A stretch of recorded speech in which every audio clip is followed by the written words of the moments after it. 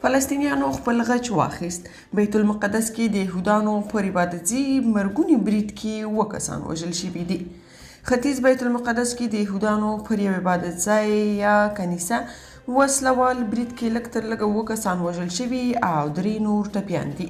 د جمعې ماښام دا برید تیرو څو کلونو کې پر اسرائیلو د خپلې بڼې تر ټولو خونړی برید بلل شوی.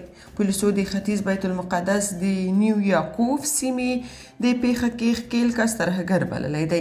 ځایي رسنۍ وایي بریدګر د ختیځ بیت المقدس یو فلسطیني وګړی دی.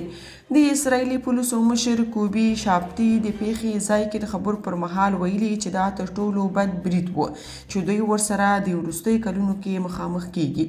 ریپورټونه وایي وسلوال سړي داسې مهال ډزې وکړې چې یهود عبادت کوونکي د دې یهود میشتې سیمې کنیسه کې له عبادته راوتلي وو. دا برید جرمني کې د نازي رژیم لخوا د 6 میلیونه یهودانو د وژل کېدو یا هولوکاسټ د یاد په ورځ شوی. پولیسو ویلي بریدګر هم وروسته د امنیتي ځواکونو لخوا په ډزو وژل شوی دی.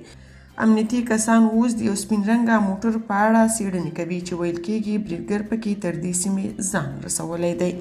د اسرائیلي ځواکونو د پنجشنبې په ورځ عملیاتو کې د وسلوالو په ګډون 9 فلسطینیان وژل شوي وو. فلسطیني وسلوالو تر هغې وروسته له غزې تړاوې سره پر اسرائیل د توغندي بریدونه کړي او اسرائیلي ځواکونه یې پر هوایي بریدونو ځواب ووایه. درنو لیدونکو او اوریدونکو که تاسو په دې اړه څه نظر لرئ په کومنټ کې شریک او چینل سبسکرایب کړئ.